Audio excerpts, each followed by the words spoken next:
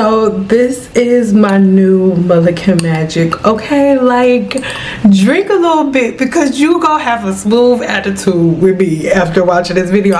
Listen. Friends, I need some help. When I take my braids out, I want to be able to exercise. I'm probably going to straighten it, and I sweat a lot on my scalp. Any styles that I have just won't last. I found this extra strength antiperspirant spray, Obadan, and it says that you can use it on your scalp. I've used it on my underarms, and I went to dance and I didn't sweat like one bit. Kind of crazy. So I'm wondering if this will work on my scalp. If I spray it on the partings, I try not to get it onto my hair because I know it'll probably dry up my hair. Will it compromise the health of my hair? I want to know what people do. How are you silk pressed girlies? How are you straight natural girlies exercising whilst maintaining blown out or straightened hair? Because the two just don't seem to mix in my world, and I need some help because I want to wear my hair straight, but I also want to continue exercising. What do you guys think? Give me any tips or any tricks that you have, or if you've used this. Most people be getting mad at me all the time, but I promise I was not searching the world's internet looking for this topic. This person asked me this question and I gotta give the people what they want. Okay, we are gonna talk about how antiperspirants for the scalp can lead to balding over time. I know y'all got scalp deodorant out now that is supposedly is going to stop the scalp from sweating, and it will, but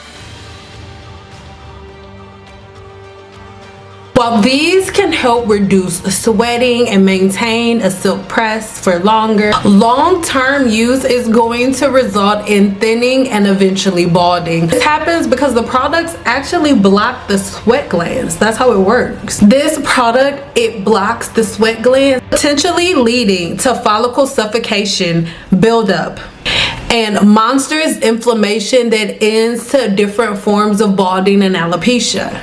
I know that is great, right? But I say this all the time, everything works until it doesn't. And as I'm talking, I'll put a couple of comments on the screen so you can look at a couple of people who say exactly the same thing, like saying, I didn't listen before, but I really wish that I would have. And all of these years have gone by, and now look at where I am if I would have just listened. I don't want that to be you. It costs you nothing to just hear me out, and if you disagree, then just keep scrolling. Okay, so let's jump into the key constituents and how they work. Just a little background. The word constituent basically just means the pieces of a whole. Now, if you are new to my channel, I am Sindal. I am a cosmetologist, herbalist, research scientist, and owner of Simple Apothecary LLC. So I know a little something about a little something. The first set of key constituents are aluminum-based compounds that are listed here on the screen. If you want a detailed, nerdy breakdown, then make sure you go to my blog, but I'm just going to give you a really quick breakdown here. These ingredients create a temporary block within the sweat gland, creating a gel-like plug in the duct. Over time though, this can trap a lot of oil, dirt, dead skin, yeast, and bacteria within the hair follicle that will eventually turn into inflammation.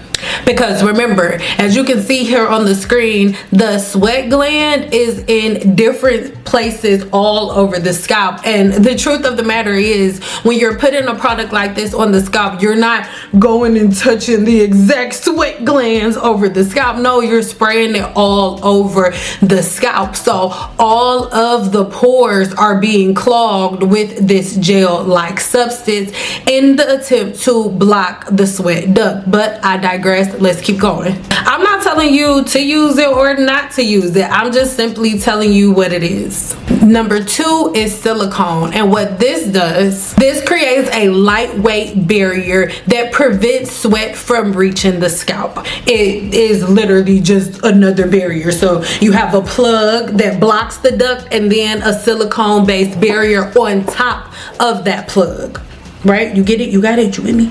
However, excessive buildup of silicones directly on the hair's follicle, directly on the scalp, can lead to a buildup that blocks the oxygen flow, that leads to a decrease in the oxygen flow, which will result in weaker strands, which will be more prone to breakage. The hair will get weaker and weaker over time. And when I say over time, this can take years, but I digress. Talc and absorption, right? This is normally different types of clays. So you're putting clays, silicones, and so far you've put clays and silicones and certain things that create a gel-like plug on the hair follicle, all in attempts to keep the scalp from getting wet. It's literally a product that blocks the follicle. That's what it's made for. I'm not telling you not to use it. I'm just telling you what it's made for. Let's keep going.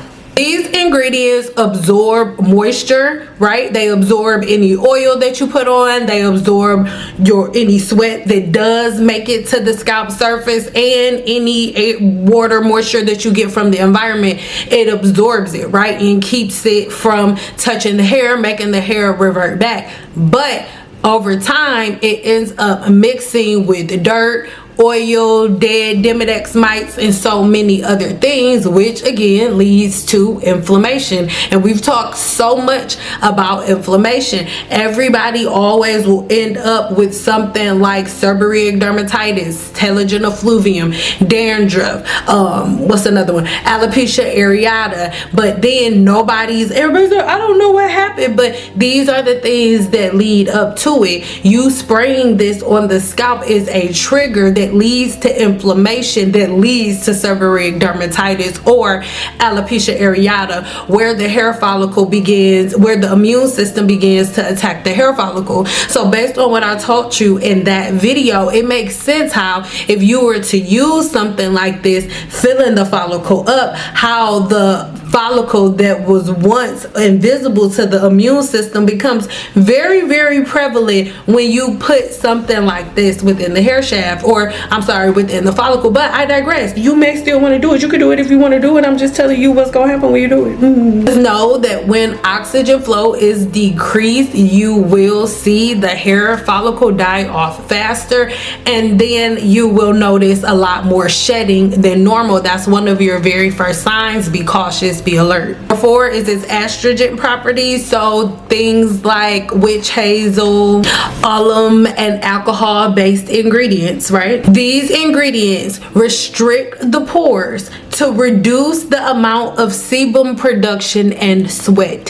So it's shrinking your pores so that way you're not developing as much. I taught you guys in previous videos before, another one is coming soon, because I have witch hazel within the Apothecary, but I have witch hazel and I have witch hazel and I have rose water, because both of them do two different things. There's a woman that the rose water is for, and there's a woman that the witch hazel is for. Again, yes, a lot of us everybody's different, right? But we have a lot more similarities than we do differences, and the differences are very minute, and you can only truly know the differences if you take the time to learn the human body. And I'm sorry, you spraying this on the scalp is not doing that. But I mean, you may not want to learn the human body or do none of the stuff that I just said, so spray the shit if you want to. I digress. I'm sorry, girl, do what you do. For some people, restricting the size of the pore is a good thing. If you have an overactive sweat gland, or if you have an overactive sweat, or if you have an overactive sebaceous gland. I have both. However, it is a really, really fine line whenever you're doing stuff like that. If you were just using the witch hazel by itself with a certain regimen, that's one thing. But the witch hazel, along with all of these other additives, with the silicones and all of those things on the scalp, when the initial purpose is to plug up follicles and pores, it really doesn't make sense. And you're really choosing one or the other.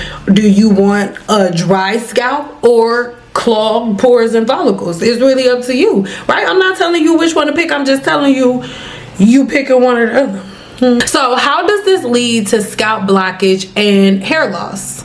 Blocked hair follicles will end up causing very, very low oxygen flow, and with low oxygen flow, the hair is not able to go through the natural hair growth cycle listed here on the screen, and videos linked in the description box below, and I'll try to put them up here in the cards as well, because I have a whole series about the natural hair growth cycle, right? But if your follicles are blocked, you can't get oxygen or anything like that into the hair follicle, and so many things happen. So that's number one, blocked follicles. And you can't say that it's not blocking follicles, because the purpose of the product is to block the pore, and is to block the pore and the sweat gland. And the product does not know the difference between a sweat gland and a pore. It doesn't know the difference between a sebaceous gland and a sweat gland. The product does not know the difference.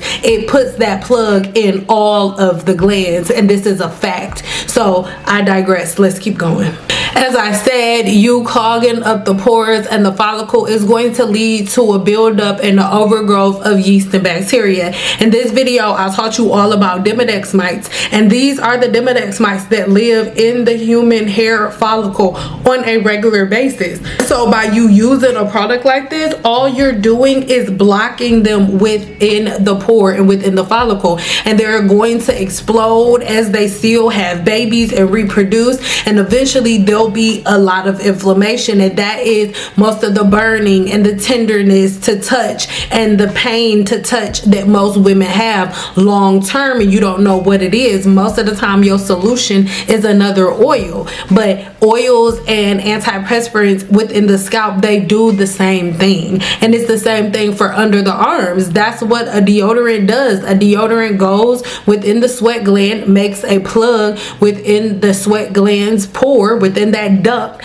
and that way you're not the sweat isn't able to come out. Does that mean the sweat isn't still being produced? No, it does not. The sweat is still being produced. It's just blocked, and that is where the inflammation comes from. But I digress. Let's keep going. A long-term excessive use will give you the impression that you have dry scalp, where actually your scalp isn't dry. You're just overly producing sebum that's not able to escape, because the product that you've put on your scalp is meant to block the ducts with a gel-like substance, then layer silicone barrier on top of it, and all of the other things that I told you in those orders. So I really hope that that makes sense. So how would you limit this from happening? Let's go ahead and limit the use of a product like this to special occasions. So let's say that you're wearing your hair straight, but you know that you about to go, I don't know, somewhere hot, and you're gonna be running around, you're gonna be doing something that's gonna be sweating your hair out,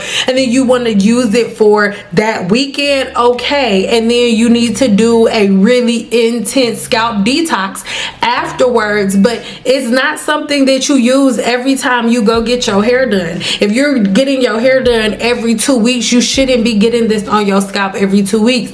Licensed cosmetologist, if you have clients that are coming to you every 2 weeks, every week, to get their hair done, you should not be spraying this product on their scalp every time. You should be letting them know, hey, this is only for special occasions. Because when I was behind the chair, everybody had to have a consultation first, and one of the consultation questions would always be, how active is your sweat glands? Would you say that is mild, moderate, or high? And if they said that they felt like their sweat gland was highly active, I would give them different options. I wouldn't do silk presses on them. They were the ones that got roller wraps and roller sets and things of that nature, because I'm realistic with myself, and I think more professionals need to do that, instead of giving your clients false hope with a product that just fills in the sweat duct. We know those things are not good for your client's hair, and maybe you don't know, but now you do. So let's change things up, and if we can be honest with our clients and say a silk press may not be for you, but do this, then we won't have to give our clients all of these options that lead them into seborrheic dermatitis, folliculitis, alopecia areata, and all of the other scalp disorders that make them have to come see someone like me. right? These are the things I really want us to think about it. Again, if you still want to use it, girl, use it. I do not care. Please do not leave your I have a dream speech in the comments, because regardless of how long you've been using it, look at me in the face, and I'm sorry to the people that don't need to hear this, but if you use it and it's been working good for your clients, everything works until it doesn't. Remember the Revere air blow dryer that I told you about? Yeah, I've been getting a whole lot of people tell me that I was right and they wish they would have listened to me. And that is literally the story of everybody's life when they come across one of my videos. I'm getting on your nerves because you don't like the way I talk, or you got an attitude that I keep touching my extensions and all of that stuff, like you irritated. It doesn't matter. It doesn't change the fact that a fact is a fact, and we have to be careful about jumping on all of these new fads and all of these different products. The truth of the matter is, silk presses are not for everybody. Everybody should not have their hair straight all the time. Everybody should not have a silk press through every season throughout the year. Some clients, depending on their sweat gland, silk presses are only for the winter time for them if you have a really highly active sweat gland, and then the rest of the year are roller wraps and roller sets and things of that nature. But everybody cannot do everything, and if we get out of that mind frame that everybody can do everything and there's nothing out of bounds for you, then things will be better, because there are things that are out of bounds for you, girl. And if you gotta put a tampon in your scalp to make it stop sweating, then you should probably do something else with your hair, because at the end of the day, this is a hair tampon. It's a scalp tampon. You just getting a scalp chemical tampon, sticking it in the sweat gland, and then the sweat stops, and then in 5-6 years everybody gonna be wondering why they go and only use it during special occasions. This is not for everyday use or every time you get a silk press. Like, cosmetologists need to have more accountability. Just because a new product pops out and it sounds like, ooh, this will help my client, no, like, sit down, look at the pros and the cons, and look up what happens to somebody who's using it long term. Look up the key constituents on why the product even works in the first place before you put it in your client's hair, because this is an easy Google search. Anybody could look up, why does this work, and they would say, oh, it's because when you spray the product on, it blocks the pores and the sweat ducts. Anybody could research that. And as you researching it as a professional cosmetologist, why wouldn't you say, maybe just spraying something that's gonna block my client's pores and sweat ducts isn't the thing that I should do right after they just sat in my chair and I just detoxed and cleansed their whole scalp? Then I'm gonna block it more than it was before they came. It's crazy, and you know it's crazy, and you know it don't make no sense. If you've been using it, I recommend you do a clarifying shampoo, and for the next at least 4 months, you make sure that at least once a month you're using a clarifying shampoo that allows you to detox the scalp, and you can detox the body from the inside out. Make sure you check the video linked in the description box below that I did the other day that teaches you how to detox the body from the inside out, because by you blocking the pores and the follicles, you have a buildup of yeast and bacteria, and this video teaches you how to get rid of it. Don't get mad at me, gurus, but something that I teach in my classes and in my courses is how wonderful rose water is. Rose water is a great, now I'm not saying that you use rose water in the same ways that you use other things, but hear me out, guys. You're not gonna be able to skip through this video, because if you gonna be confused. Rose water is a great option to control your oil production and to curb your sweat production. Not so much sweat as it is oil production, to curb it, and it has the same pH as your hair. It works works to balance and refresh the scalp without completely blocking the hair follicle like normal antiperspirants would. This allows the hair follicle to function and get oxygen and breathe normally. Now, rose water is amazing because it contains tannins and certain flavonoids that end up constricting the pores, that help to gently constrict and regulate the pores, controlling your sweat production. Unlike aluminum-based products, it helps the scalp to control moisture while also letting the scalp breathe. It is anti-inflammatory and it has an amazing cooling effect. Its soothing and cooling properties end up soothing any type of irritation while also reducing sweat without causing follicle damage. These cooling effects help to minimize excessive perspiration without disrupting vital scalp function. Number 3 is going to be its balance of oil production. By regulating sebum levels, rose water prevents a buildup of different oils and sweat and dead skin from formulating and blocking the follicle, causing inflammation.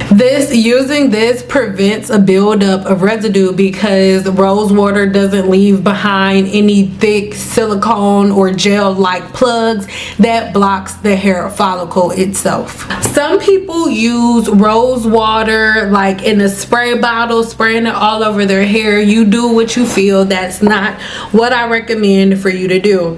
If you use rose water in this way, using it as a tool for someone who has an excessive level of sweat being produced within the sweat gland, what you will do is use rose water as a treatment or something that you would use it as a treatment. So what you would do, let's say, for example, you are about to get a silk press, or let's say you are a service provider, a cosmetologist who is about to give your client a silk press. The rose water would act as a treatment. So step 1 would be using a clarifying shampoo. Why? The first reason that you want to use a clarifying shampoo and even a scrub is to remove all dead skin, build up, and all of the things off of the scalp. If you're using a scrub and a clarifying shampoo, I recommend Nexus. Nexus has an amazing scalp scrub, right? You would use the scrub first and then you would follow the directions on the bottle. Okay, don't listen to me when it comes to that. I'm not gonna tell you what to do because the bottle say it. Follow the directions on the bottle, okay? Don't be listening to no big hair girl here on YouTube telling you to mix it with rice nipple juice. Follow the directions on the bottle. Okay, so you use the scrub first after you follow the directions on the bottle, and then you follow it up with the shampoo. After you use your shampoo, then the next thing you want to do is pause, because the initial reason that you picked up the tools, which were the scrub and the clarifying shampoo, was to remove dead skin. That was the purpose, right? So the next thing we do is treat the follicle. What are you treating the follicle with? Rose water. Okay, so you are going to get a cotton ball. You get a cotton ball and you go ahead and press down. Well, I'm saying press down because the rose water that I have in the Apothecary comes in a bottle that you like press down to get the product out of or whatnot. But however you get the rose water on a cotton ball, girl, get it on the cotton ball, and then go over the scalp with the rose water. I know so many times through social media you want to completely drench your hair in something to the point where it's dripping over your face. No, do not drown the follicles. Do not drown the follicles. Do not drown the follicles, okay? So you're going to put a generous amount on each cotton ball to make parts go over the scalp. And if I were you, as I was doing it, I would go ahead and have a cap on the back of my head as I'm going through, so that way any excess rose water that falls out will just collect at the bottom of the cap, right? And then once you have it all over the scalp, then you could go ahead and sit under a hooded dryer for about 15 minutes, or if you don't have a hooded dryer, you can use your body heat. So go clean up for like 30 minutes, let that body heat rise up to the top of your head, and then after that, go ahead, shampoo it out one more time. Don't necessarily have to follow up with the clarifying shampoo, but whatever it is, whatever shampoo you decide to go with after that, whether it's a moisturizing shampoo or whatever shampoo you decide based on your porosity, and then you put in your conditioner and go on with the regular processes. And those triggers have already been sent to the hair's follicle, but it's really important that on top of that, your diet is one that conducts of not sweating too much, because anytime your body does too much or too little of something, you have to look at your patterns and your routines. What are the patterns and routines that you are having that you can slightly adjust or change that will cause you not to sweat as much, because something is happening within the body? So I really hope that that makes sense, and I really hope that that answers your question on what I think about putting basically deodorant on your scalp. Personally, I don't think it's a good idea. We know what happens when people feel like I'm telling them what to do, so I'm not telling you what to do, my baby. You can use it, do what you want to do, but I'm just letting you know that it's like putting a tampon in your hair follicle. But if that's what you feel like you need to do to make your sweatless dreams come true, then baby, make it happen, Captain.